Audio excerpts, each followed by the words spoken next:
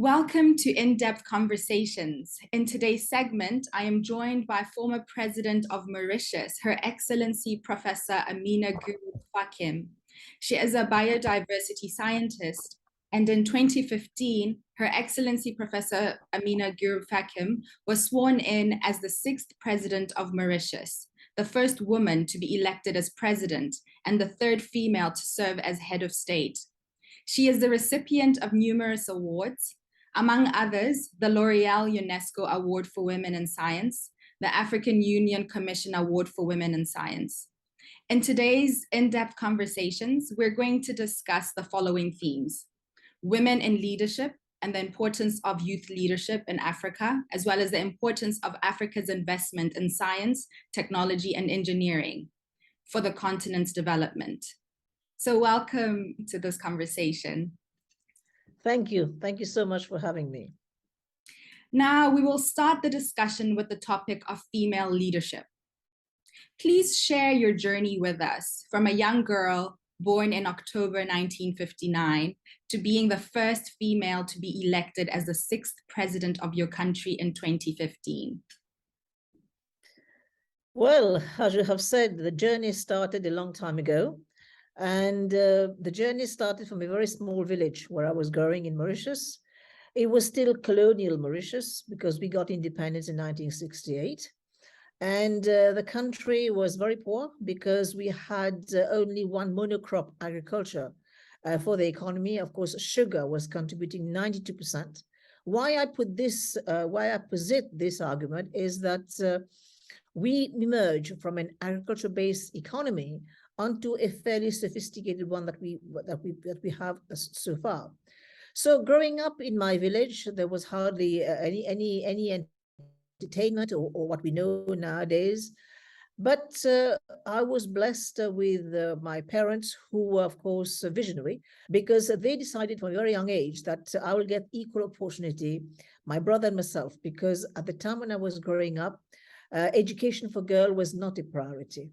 And it was not free, because it became free in Mauritius in 1976. And so they made that decision from when I was very young, that we'll both get equal chances. So I went to school, and then I went to a convent school for my secondary education because they were convinced that scholastically it was the best. And when I was there, I went to the school. It was a very, very new school. So there was hardly any infrastructure for the study of sciences. So how we were taught sciences, we were taught sciences in situ, because we are a tropical country.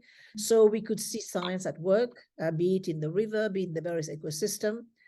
And I had motivated teachers who could, explain to a very inquisitive 11-year-old what science was all about.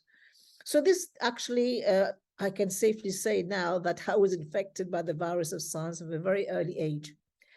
And I had no idea where this will lead to, and I just followed my heart and followed the science stream.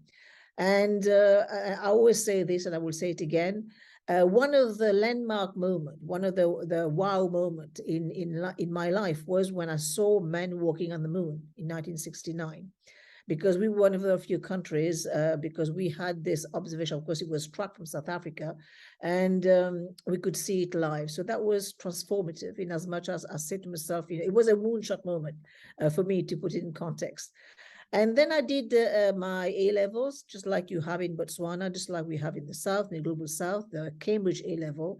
I still chose the science field. And before going to university, my father said to me, why don't you go and see the career guidance officer? Because he might advise you on career choices, and also when you come back, what you will do with the science degree. So I went to see the career guidance officer. He saw me walking through the door, and he had made up his mind. He said to me, why do you want to do science? Because science is for boys, it's not for girls. And also when you come back, there'll be no job for you. That's the advice I have to give you. So I went home. My father said, what did he say? And I said, well, this is what he said. So he said to me, what are you going to do? I said, I'm going to do just that. I'm going to follow my heart. And I went and did a BSc in chemistry in Surrey University in the UK, of course, coupled with industrial training. That was also very, very important because that taught me the ropes of research. And then I carried on, got a scholarship, do a PhD. And after that, I still didn't know what I was going to do. I came home and I never left. And I started an academic position at the University of Mauritius, gradually climbed the ladder, build my career on the shoulders of our giants, our elderlies, because I chose to study herbal knowledge, traditional medicine. And I was convinced, and I still am convinced, that there's plenty of truth in this field. Unfortunately, it is not, value is not given at its right place. It should be given much more value than we do in Africa, because if you look at countries like India and China, they have understood the importance of such traditional practice. And I put the scientific framework around it, developed the database, and started validating this herbal knowledge. And this is how I published many books. I think I've got about 30 to date on this area of environment, biodiversity, conservation, and this area. And this was something that was frowned upon. It was almost laughed at. I was a laughing stock in my institution because people just didn't take that seriously. I was called all sorts of names, quacks and witch and you name it. But it was the important thing to do. And in Africa, it matters so much because there's a dearth of documentation. And this is how, in China, Professor Tu Yu identified artemisinin, because that information came straight from the Chinese herbal pharmacopoeia. And we don't have hardly anything in the continent. So I can safely say that I have contributed what needed to be done. And then I left university because after I became a deputy vice chancellor, I decided to go into the world of entrepreneurship. And so I set up my own business, translating this database into an enterprise with a view to providing innovative ingredients to industry, for the food sector, for the cosmetic sector, and of course, leads for the pharma sector. And while I was still there, it was, the world of politics chose me. I didn't choose the world of politics, and they came to me because I had all the virtues, if I may say, which matters in the world of politics. I was completely untouched by that world. I was a woman. I am still a woman, and I was a scientist. And more importantly, I was a Muslim woman, and Islam is a minority in my country. So all these perceived negatives can become positive in the world of politics. So they put my name forward. I had no idea what I was getting myself in for. And I said, okay, if I can serve my country at the highest level, so why not? And I threw my hat in, took that risk, and lo and behold, 1 December of 2014, I saw the party winning the election, and I said to myself, that's it. I shall become president one day. So all the way from starting in academia through into entrepreneurship and then into politics. Very interesting. Yes, but underpinned by two things. Underpinned by the appetite for risk-taking. And this appetite for risk-taking only comes when you have fathers who believe in their daughters. This is how you become somebody who is able to take risks, because you have had this self-confidence drilled into you from a very early age. Then you say to yourself, if my father believes in me, then I must be able, I can do it. I can overcome that, and I can do it. So that's the first thing. I had a fantastic cheerleader who was my father. Then the second thing is that women also tend to overlook is that you can only be yourself. You have to learn to accept yourself for what you are. Because leadership, I don't think you're born with that. You become a leader because you start accepting what you are. You do your own SWOT analysis, and you realize that there are so much of your strength that you can capitalize upon. And that's what I did. Absolutely. So what were some of the challenges you experienced that were unique to you as the first female president of Mauritius? Yeah. All the time, when you're a woman in leadership position, you're always being made to feel like you're the interloper, you're imposter. There is this imposter syndrome, always associated with female leadership. They make you feel that you don't belong there. And so I was there, as I said, by the sheer fact that I took the risk, because I feel there should be space for women. And but it's very lonely there as well at the top, and the pecking order is still there, and you're always being reminded that you're a woman and your place is not there in power. So these are some of the challenges. But as I said, if you accept who you are, and you say to yourself, I am what I am, and I will make a contribution. I will bring my chair to that decision-making table. So you should be able to do. But unfortunately, as I will say it again, and I've said this so many times in the past, our worst detractors in that position, they are women themselves. And that reminds me of what Madeleine Albright had once said, that there is a special place in hell for those women who do not help women. So what I'm going to do, as I've been doing for the past few years since I left office, is that I've decided to take a girl by the hand. And take a girl by the hand, I take my daughter already by the hand, and instill that same sense of confidence that my father instilled in me. Because it's very, very important to know that we should all grow together. We should hold each other's hands and grow together and rise together. Otherwise, we're all going to sink together. Did being one of the few women heads of state result in any particular dynamics during meetings with other heads of state at the continental level or the international level for that matter? In Africa, we've had 6 female heads of state. We had many ministers. And so there are 6 heads of state with 2 current heads of state, one in Ethiopia and one in Tanzania. And of course, the levels are different because in Tanzania, she has full executive power. But it is still, it's still very rare. United States, in spite of it being the oldest democracy, still doesn't have a female head of state. And it's very few and far between, even in Europe. Asia has had its fair share, but Africa has not done too badly. We've had 6. And here I put that again within context, because we're still looking at Africa with about 60 years post-independent history. So it's not a very long time. So, and in fact, some of the countries on the continent, like Ethiopia and South Africa and Rwanda, they're doing very well in terms of gender parity. So I think it's work in progress, but we need to move faster. And do you think having fewer female than male heads of state at the continental level and at the international level has any significance? Oh, definitely, because I think many countries that have had pro, family laws, these countries have done extremely well in terms of addressing societal needs. If you look at some of the Scandinavian bloc, you find that their policies are very pro-family. And for example, paternity leave and, creche in workplace, and all these policies which matter for the betterment of society. These countries have done extremely well.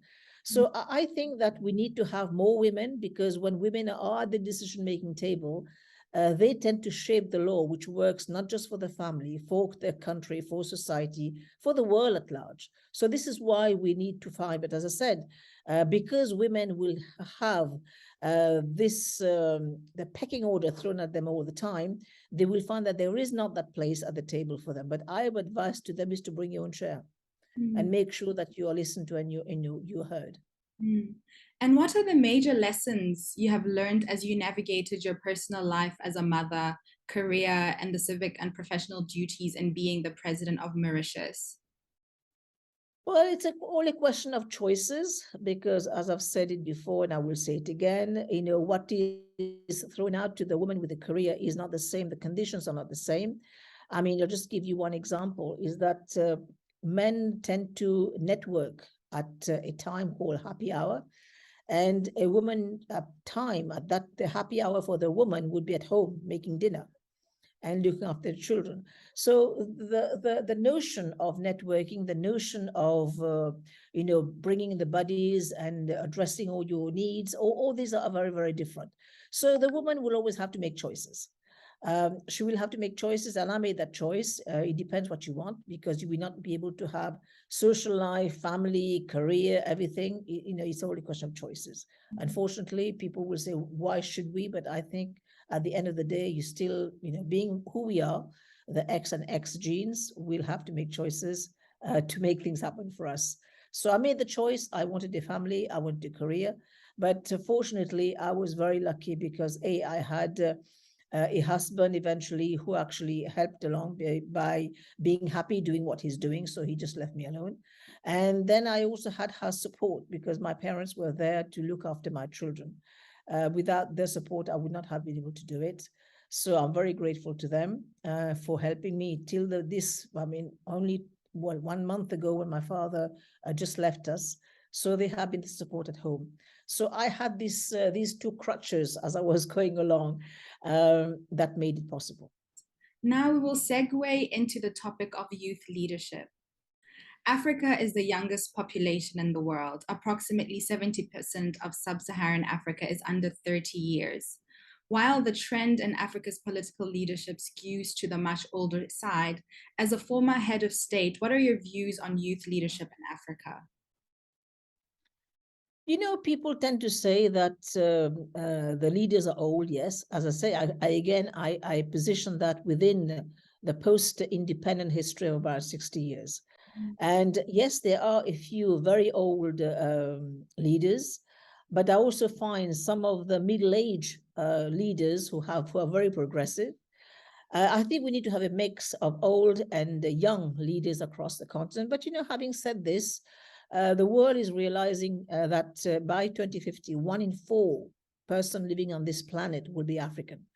And the young people, they are there, yes, but they're doing many things. I mean, if you look at some of the youth movement operating in many spheres, be it in addressing human rights issues, be it in addressing culture, be it in addressing music, sport, all that, I think there is a movement on the continent. I mean, also one thing I find interestingly, and also very happily so, is that there is this pride to be African.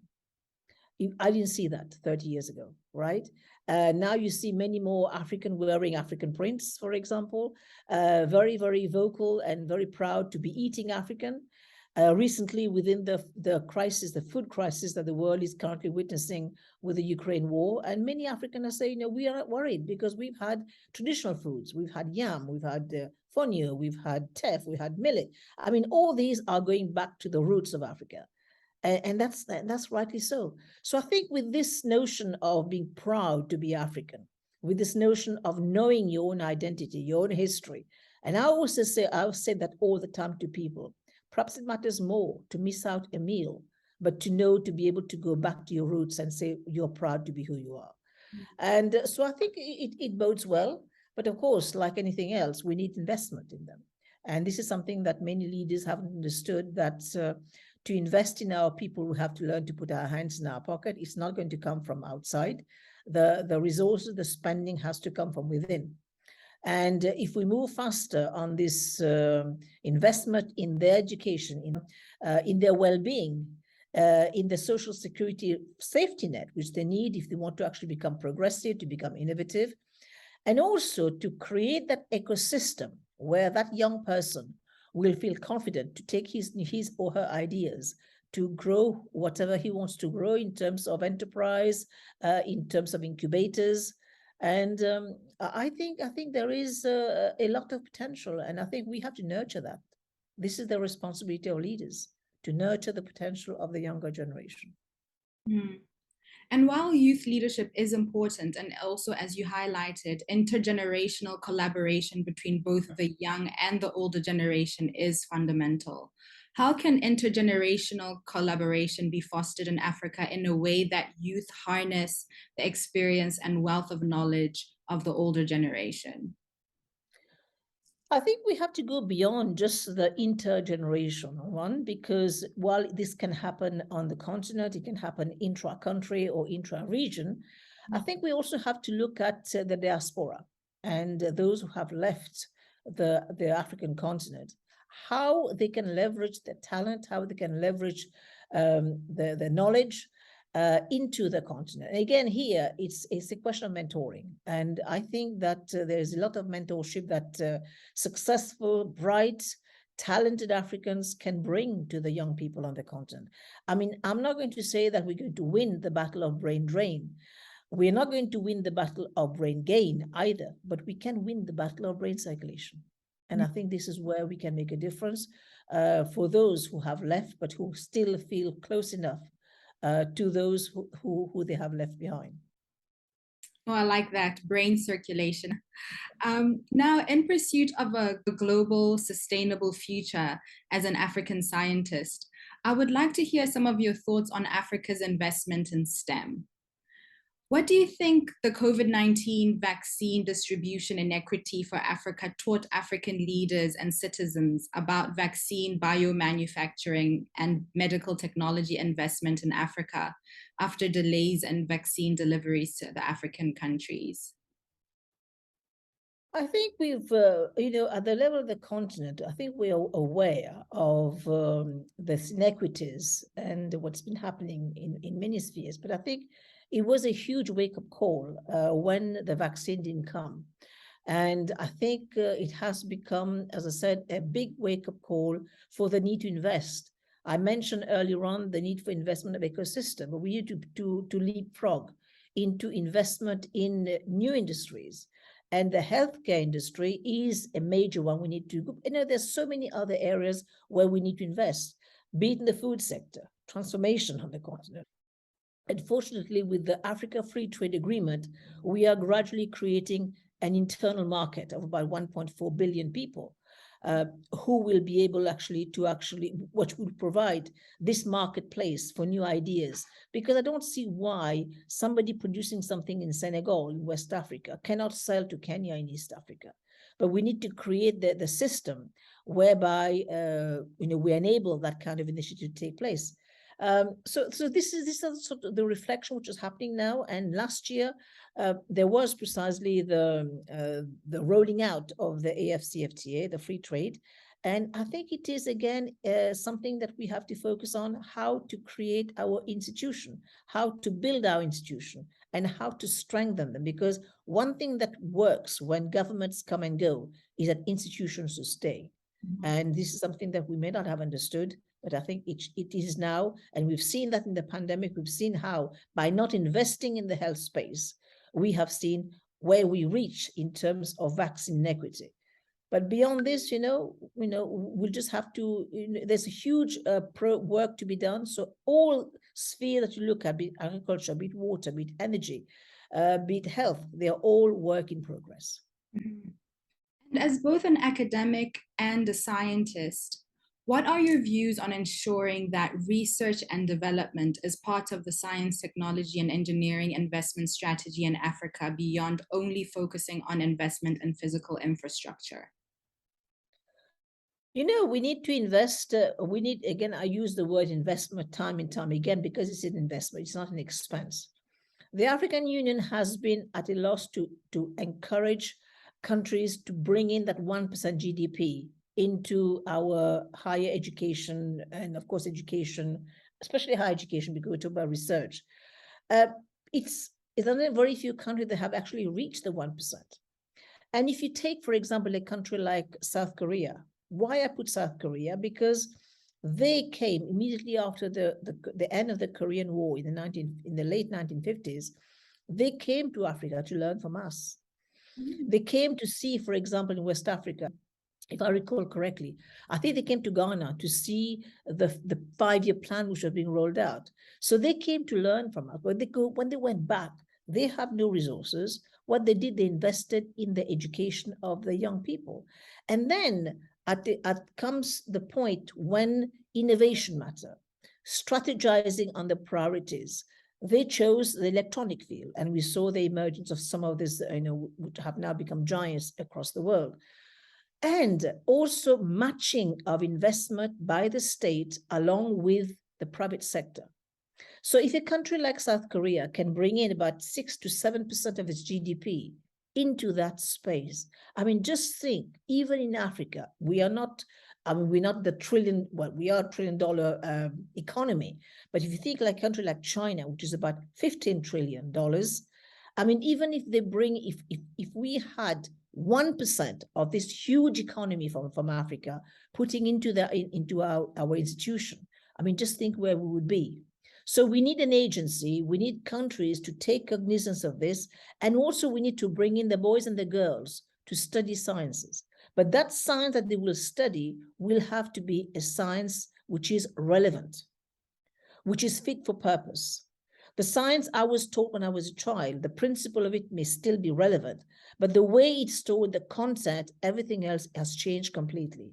So this is where we need to start. We need to start with our young people, given the tools of science and technology, and people call it STEM, but I call it STEAM. STEM, science, technology, engineering, arts, and mathematics. Why art? Because nowadays, if you look at the world of IT, if you look at the world of AI, if you look at this whole new era of the way the cyberspace is moving, we need a huge design space. And the art will be, of course, there in terms of pushing ahead this agenda.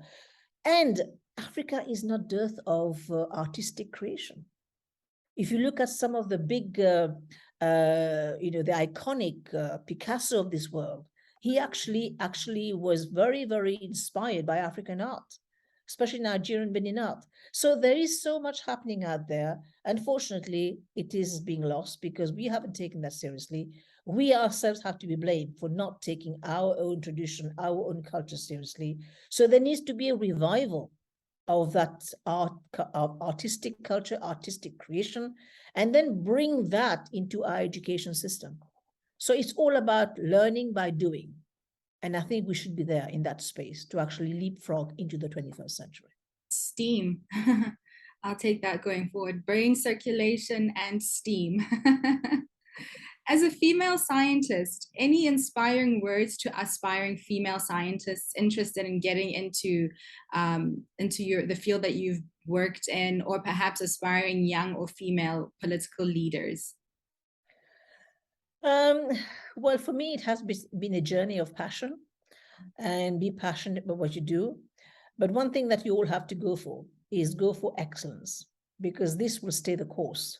And excellence knows no gender as well. When you are actually producing quality work, you're going to benchmarking yourself on excellence, and you get accepted wherever you are. If your work is good enough, it will be assessed independently by your peers. They will assess you based on the quality, not on your gender. Thank you so much. Well, there we have it, from female leadership to youth leadership, and then to intergenerational collaboration, brain circulation, STEAM. Thank you very much, Her Excellency Professor Ameenah Gurib-Fakim, for your time. This was a very insightful conversation. Thank you so much, and all the best. To everyone watching, thanks for watching.